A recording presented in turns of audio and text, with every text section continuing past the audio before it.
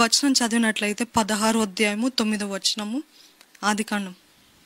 అప్పుడు యెహోవా దూత, నీ యజమానురాలి యొద్దకు తిరిగి వెళ్ళి ఆమె చేతి కింద అణిగి ఉండుమని దానితో చెప్పెను. మరియు యెహోవా దూత, నీ సంతానం నిశ్చయముగా విస్తరింపజేసెను, అది లెక్కింప వీలలేనంతగా విస్తారమునని దానితో చెప్పెను. ఇక్కడ దేవుడు ఏమంటున్నాడండి? తిరిగి వెళ్ళు. గత కొన్ని వారాలుగా పంచుకున్న రీతిగా అదే అంటున్నాడు దేవుడు, తిరిగి వెళ్ళు. మనం అనుకుంటాం తిరిగి వెళ్ళంటే పాత జీవితానికి, పాప జీవితానికి, పాత అలవాట్లకి, పాత బ్రతుకుకి కాదు. ఇది కాదు. దేవుడు అంటున్నాడు ఏంటిదంటే తిరిగి వెళ్ళు. నువ్వు ఎక్కడి నుంచి అయితే వచ్చావో అక్కడికి తిరిగి వెళ్ళు. ఇదే మాట మనము ఏలియా జీవితంలో కూడా చూస్తాం. దేవుడు వచ్చి ఏలియాతో అంటాడు, ఏం చేస్తున్నావు నువ్వు ఇక్కడ అంటే, ఏలియా అంతా చెప్పిన తర్వాత అప్పుడు దేవుడు అంటాడు, తిరిగి వెళ్ళు. ఎందుకు భయపడుతున్నావు? తిరిగి వెళ్ళు. ఈరోజు దేవుడు హాగర్కి కూడా దేవుని దూత ఏమంటుందంటే తిరిగి వెళ్ళు. ఈరోజు దేవుడు మీతో ఏమంటున్నాడంటే, ఎక్కడి నుంచి పారిపోతున్నావు? తిరిగి వెళ్ళు. ఏది ఇబ్బంది అనుకుంటున్నావు? తిరిగి వెళ్ళు. ఏది శ్రమ అనుకుంటున్నావు? తిరిగి వెళ్ళు. మీరు ఎక్కడి నుంచి పారిపోతున్నారో, దేని నుంచి పారిపోతున్నారు, దేని నుంచి విడుదల పొందాలని ఆశపడుతున్నారు నాకైతే తెలియదు. కానీ దేవుడు అన్నాడు, నువ్వు ఎక్కడి నుంచి అయితే వస్తున్నావు, ఎక్కడి నుంచి అయితే పరిగెత్తుతున్నావు, ఎక్కడి నుంచి అయితే పారిపోతున్నావో అక్కడికి తిరిగి వెళ్ళు అంటున్నాడు. హాగర్కి ఆ రోజు దేవుని దూత చెప్పిన ప్రకారంగా తిరిగి వెళ్ళు. అంటే దేవుని ప్రణాళికకి, దేవుని ఉద్దేశానికి తిరిగి వెళ్ళు. మనం చాలాసార్లు దేవుని ఉద్దేశానికి, దేవుని ప్రణాళిక నుండి దూరంగా పారిపోతా ఉంటే దేవుడు అంటున్నాడు, మరలరా, తిరిగి నా దగ్గరికి రా, తిరిగి నా ఉద్దేశానికి రా, తిరిగి నా హస్తంలోకి రా, తిరిగి నా ప్రణాళికలోకి రా అని ఎలాగైతే యోనాకి చెప్తాడో దేవుడు, ఎలాగైతే ఏలియాకి చెప్తాడో, ఎలాగైతే హాగర్కి చెప్పాడో దేవుడు, అదే విధంగా మనతో అంటున్నాడు, తిరిగి వెళ్ళు. తిరిగి నా ఉద్దేశానికి, నా చిత్తంలోనికి రా, నా ప్రణాళికలోకి రా అని దేవుడు అంటున్నాడండి. ఈరోజు మీరు గమనించాల్సింది ఏంటిదంటే, ఎక్కడైతే పోరాటం ఉంటుందో అక్కడే ఆశీర్వాదం ఉంటుంది. ఎక్కడైతే శ్రమ ఉంటుందో దేవుడు నేను అక్కడనే ఆశీర్వదిస్తా అంటున్నాడు. నువ్వు దాని నుండి బయటికి వస్తే అక్కడ ఆశీర్వాదం ఉండదు. ఎందుకంటే శ్రమ లేనిదే ఆశీర్వాదం లేదు, పోరాటం లేనిదే ఆశీర్వాదం లేదు. Where there is a fight there is provision. అంటే నువ్వు ఎక్కడైతే పోరాటం ఉందో అక్కడే దేవుని సహాయాన్ని మనం ఇంకెక్కువ, అక్కడే దేవుని ఏర్పాటుని ఇంకెక్కువగా చూస్తామంట. దేవుని సహాయం కోరుతున్నాం మనమందరము. కానీ శ్రమ లేనిదే దేవుడు ఎలాగ సహాయం చేయగలుగుతాడండి? అన్ని అనుకూల పరిస్థితుల్లో దేవుడు ఎప్పుడు ఈ బైబిల్లో చూసినట్లయితే, బైబిల్ మొదటి నుంచి ఆఖరి వరకు మనం చదివినట్లయితే, దేవుడు ఎప్పుడు అన్ని అనుకూల పరిస్థితుల్లో ఆయన సహాయాన్ని కనపరచలేదు, ఆయన సహాయాన్ని అందించలేదు, ఆయన ఏమి ఏర్పాటు చేయలేదు. ఎక్కడైతే ప్రతికూల పరిస్థితిలో, ఎక్కడైతే పోరాట పరిస్థితుల్లో, ఎక్కడైతే ఇబ్బంది ఇంకా నేను ఇచ్చేస్తున్నా, గివ్ అప్ అన్న పరిస్థితుల్లోనే దేవుని సహాయము మనము చూస్తాం. దేవుని ఆశీర్వాదం, దేవుని హస్తం మనం చూస్తాం. ఇదే ఏంటిదంటే మన ప్రొవిజన్, మన సహాయము, మన దిక్కు మన కష్టస్థితిలోనే వస్తుంది. మనకి దేవుని మహిమ కనపరచబడాలంటే అన్నీ బాగుంటే, అన్నీ మనం అందరము ధనవంతులుగా లేకపోతే అన్నీ కలిగిన వారుగా ఉంటే దేవునికి మహిమ ఎక్కడ రాదండి. దేవునికి మహిమ రాదు. కానీ ఇటువంటి స్థితిలో కూడా తను నమ్ముతున్నాడు చూడు దేవుణ్ణి, ఆ దేవుడే తను సహాయం చేస్తాడా అని మీ చుట్టూన్న వారు అనుకున్న సమయంలో ఆయన మహిమ కోసం ఏం చేస్తాడంటే దేవుడు తన సహాయాన్ని అందిస్తాడు. ఈరోజు దేవుడు అంటున్నాడు, స్టాప్ రన్నింగ్. కొంచెం శ్రమ, కొంచెం కష్టము, కొంచెం బాధ అని మీరు పరిగెత్తడం ఆపేయండి. నా మహిమ నీ జీవితంలో కనపరచాలంటే, నా మహిమ లేకపోతే నా ప్రభావం నీ జీవితంలో చూపించాలంటే దేవుడు అంటున్నాడు, నువ్వు ఎక్కడున్నావో అక్కడ నిలకడగా ఉండు. నిన్ను ఎక్కడైతే పెట్టానో అక్కడ నిలకడగా ఉండు. నేను ఎంతగా బాధ పెట్టినా, ఎంతగా కించపరిచినా, ఎంతగా మిస్ట్రీట్ చేసినా నువ్వు ఎక్కడ ఉన్నావో అక్కడ నిలకడగా ఉండు. నా వైపు చూస్తూ, నేను నీ వైపు చూస్తున్నానని గుర్తించుకొని నువ్వు నా వైపు చూస్తూ ఏది చేసినను ఉంటుంది కదా వాక్యంలో, ఏది దేవుని నామంలో మనం ఏది చేసినను వ్యర్థంగా పోదండి. దేవుని నామంలో మనం తినను త్రాగిన ఆయన మహిమ కోసమే చేయాలని వాక్యం సెలవిస్తుంది కదా. అదే మనం ఏది చేసినా, మన కుటుంబాన్ని కాపాడుకోవాలన్నా, లేకపోతే మన ఉద్రేకాన్ని బంధించాలన్నా, మన ఉద్రేకాన్ని కంట్రోల్లో పెట్టుకోవాలన్నా, అదన్నీ దేనికోసం చేస్తున్నా అంటే, దేవా నీ మహిమ కోసం అయ్యా, నీ నామం కోసం నేను చేస్తున్నా, నా కోసం కాదు. నిన్ను మహిమపరచాలని, నీ నామ ఘనత రావాలని, నీ బిడ్డగా జీవిస్తున్నాను కాబట్టి నేను ఇది చేస్తున్నాను అని ఆ ఉద్దేశంతో ఉంటే చూచుచున్న దేవుడు ప్రతిఫలం ఇవ్వడా? ప్రతిఫలం ఇచ్చే దేవుడు మన దేవుడు.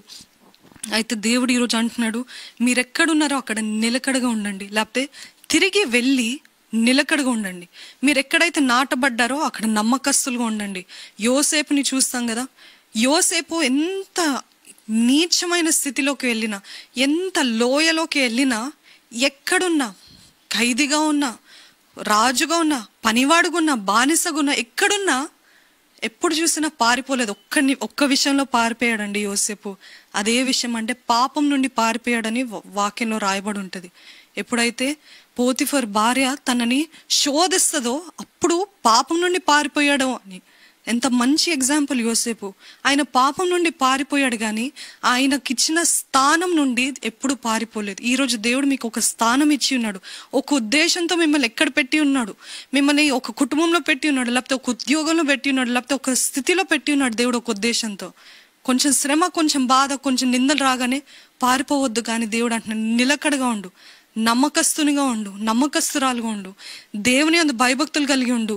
దేవుడు చూస్తున్నాడని దేవుని అందు నువ్వు ఏది చేసినా నువ్వు చెయ్యి, దేవుని కోసం చెయ్యి అని దేవుడు అంటున్నాడు.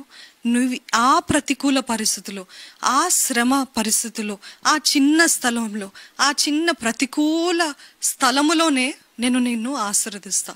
ఆ చిన్న అవి ఇంకా దీని నుండి ఆశీర్వాదం రావటం అసాధ్యం అనుకున్న పరిస్థితిలోనే దేవుడు ఏమంటున్నాడంటే, నేను అక్కడనే ఆశీర్వదించి నా మహిమను, నా గొప్పతనాన్ని, నా ప్రభావాన్ని చూపిస్తా.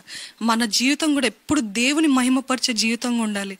మన జీవితం కూడా ఎప్పుడు కూడా అన్ని బాగుండాలని ఆశపడద్దు. కానీ మనల్ని చూసిన వాళ్ళు ఇంత శ్రమలో కూడా తను ఇంత సంతోషంగా ఉందే, ఇంత బాధలో కూడా తన నిరీక్షణ దేవునిపై ఉంది.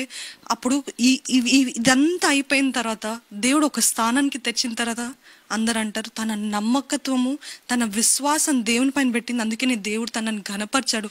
అప్పుడు ఆ ఘనత అంతా దేవునికి వెళ్తుందండి. మనము తెలుసుకోవాలి ఏంటిదంటే, మన ప్రతి పరిస్థితి కొన్నిసార్లు దేవుడు అనుమతిస్తాడు. ఎందుకంటే ఆయన మహిమ కోసం, ఆయన ఘనత కోసం, ఆయన నామ హెచ్చింపు కోసము. అదేవిధంగా ఆయన కేవలం ఆయన కోసం కాదు, కానీ ఆయన ఎప్పుడు పంచే దేవుడు కదా, ఆయన ఎప్పుడు ధారాళంగా ఇచ్చే దేవుడు కదా. ఆయన మహిమ పరచబడుతూ ఉంటే ఆటోమేటిక్గా దేవుడు ఆ మహిమ మనకి కూడా ఇస్తాడు, ఆ ఘనత మనకి కూడా ఇస్తాడు. అది మనల్ని కూడా God always honours back, he never withholds. అంటే ఎప్పుడు ఆయనే సమస్త మహిమ పొందుకోడు. కానీ నీ బట్టి నా నామం మహిమపరచబడుతుంది కదా, నేను తిరిగి నేను ఆశీర్వదిస్తా, తిరిగి నేను హెచ్చిస్తా అని దేవుడు ఆ విధంగా మన దేవుని హృదయం కలిగి ఉందండి. మీ దేవుడు ఈరోజు చెప్తున్నాడు, మీరు ఎక్కడికి పారిపోవద్దు, తిరిగి వెళ్ళండి, తిరిగి ఉండండి, నిలకడగా ఉండండి.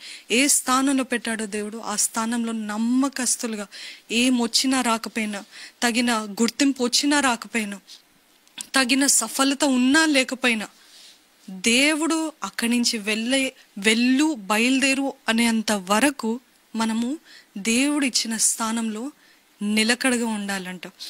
అయితే ఈ సందర్భంగా మీకు ఒక విషయం చెప్పాలనుకున్నానంటే, ఒకటి ఉంటుంది కోట్, ఏంటిదంటే staying is power. Staying is power అంటే నువ్వు ఎక్కడైతే ఉంటున్నావో, ఎక్కడైతే నిలకడగా ఉంటావో అదే నీ శక్తి అంట. అదే మీ శక్తి. మీ శక్తి ఎక్కడ కనపరచబడుతుంది అంటే, ఊరికే ఆ పిల్లి గురించి ఏదో రాయబడి ఉంటుంది కదా, 7 ఇల్లు మారుతూ ఉంటుంది అని ఏదో రాయబడి ఉంటుంది కదండి. పిల్లి అంటే ఒక చోటు ఉండదంట, ఒక చోటు దాని నివాసం ఉంచదంట, 7 ఇల్లులు మారుతూ ఉంటుందంట. అదేవిధంగా మనం ఇప్పుడు చూసినట్లయితే ఈ జీవితంలో ఏమి సాధించని వారిని చూస్తే ఏంటి మనం గమనించేదంటే, ఇక్కడ కొద్దిసేపు, అక్కడ కొద్దిసేపు, అక్కడ కొద్దిసేపు, అక్కడ కొద్దిసేపు, ఈ సంఘం బాగాలేదా, ఇక్కడ ఈ సంఘం బాగాలేదా, ఆ సంఘం బాగాలేదా, ఏ సంఘం పర్ఫెక్ట్ లేదు, అసలు నేను చర్చికి వెళ్ళను అలా అంటే ఆశీర్వాదం లేదు. అదేవిధంగా మన జీవితంలో కూడా చాలా మందిని చూస్తుంటాను కదా, ఎప్పుడు తక్కువ స్థితిలో ఉన్న వాళ్ళని చూడండి. ఎందుకంటే వాళ్ళు నిలకడగా ఉండరు. ఎప్పుడు చూసినా కదులుతూనే ఉంటారు, ఎప్పుడు చూసినా మెదులుతూనే ఉంటారు, ఎప్పుడు ఒక స్థానంలో ఉండరు. ఎప్పుడు చూసినా ఏది ఈజీయో, ఏది సులభమో ఇది ఈరోజు ఇది చేద్దాం అనుకుంటారు, కానీ ఇది ఇంకా మేలుగా కనిపించింది, దీనికి వెళ్ళిపోతారు. ఇది చేద్దాం అనుకుంటారు, అది ఇంకా మేలుగా కనిపించింది, మళ్ళీ అక్కడికి వెళ్ళిపోతారు. కానీ అక్కడ దాంట్లో ఆశీర్వాదం లేదు, దాంట్లో సఫలత లేదు, దాంట్లో సక్సెస్ లేదు. Staying is power. దేవుని వాక్యం చెప్తుంది, స్టే వే యు ఆర్. అందుకనే నిర్గమాకాండం 14వ అధ్యాయము 13వ వచనంలో ఏం రాసి ఉంటుందంటే చూడండి. అందుకు మోషే, భయపడుకుడి, యెహోవా మీకు నేడు కలుగుజేయు రక్షణను మీరు ఊరక నిలిచి ఉండి చూడుడి. మీరు నేడు చూచిన ఐగుప్తీయులకు ఇక మీదట మరి ఎన్నడూ చూడరు. 13వ వచనం. అందుకు మోషే, భయపడుకుడి, యెహోవా మీకు నేడు కలుగుజేయు రక్షణను మీరు ఊరక నిలిచి ఉండి చూడుడి. దేవుడు మీకు కలుగజేయు రక్షణను మీరు ఊరక ఉండి చూడమంటున్నాడండి. దేవుడు అంటున్నాడు ఈరోజు మీతోటి, ఊరక ఉండి చూడు నా రక్షణని, ఊరక ఉండి చూడు నా హస్తాన్ని, ఊరక ఉండి చూడు. అంటే నిన్ను ఏ స్థానంలో దేవుడు అయితే పెట్టాడో అక్కడి నుండి దేవుని యందు నిరీక్షణ పెట్టుకుంటూ, దేవుని యందు నీ వైపు నీ దృష్టి ఉంచుకుంటూ ఊరకుండి ఆయన రక్షణ కోసం ఎదురు చూద్దామండి. ఎంత భయంకరమైన పరిస్థితి అయినా ఆయన రక్షిస్తాడు, ఆయన చూస్తున్నాడు, ఆయన ఎల్ రోయి, ఆయన చూచుచున్న దేవుడు, ఆయన తప్పనిసరిగా ప్రతిఫలాన్ని ఇస్తాడు అని తెలుసుకొని దేవుడు ఈరోజు మీతో అంటున్నాడు, నిలకడగా ఉండి నా రక్షణ హస్తాన్ని చూడండి, నిలకడగా ఉండండి. ఎక్కడున్నా సరే, ఏ పరిస్థితిలో ఉన్నా సరే, ఏ స్థానంలో ఉన్నా సరే, ఏదైనా పర్వాలేదు. దేవుడు అంటున్నాడు, మీరే స్థానంలో ఉన్నారో అక్కడ నిలకడగా ఉండి నా వైపు చూడండి. దేవుడు మీకు చెప్తున్నాడు, స్టాప్ రన్నింగ్, పరిగెత్తడం, పారిపోవడం ఆపివేయండి.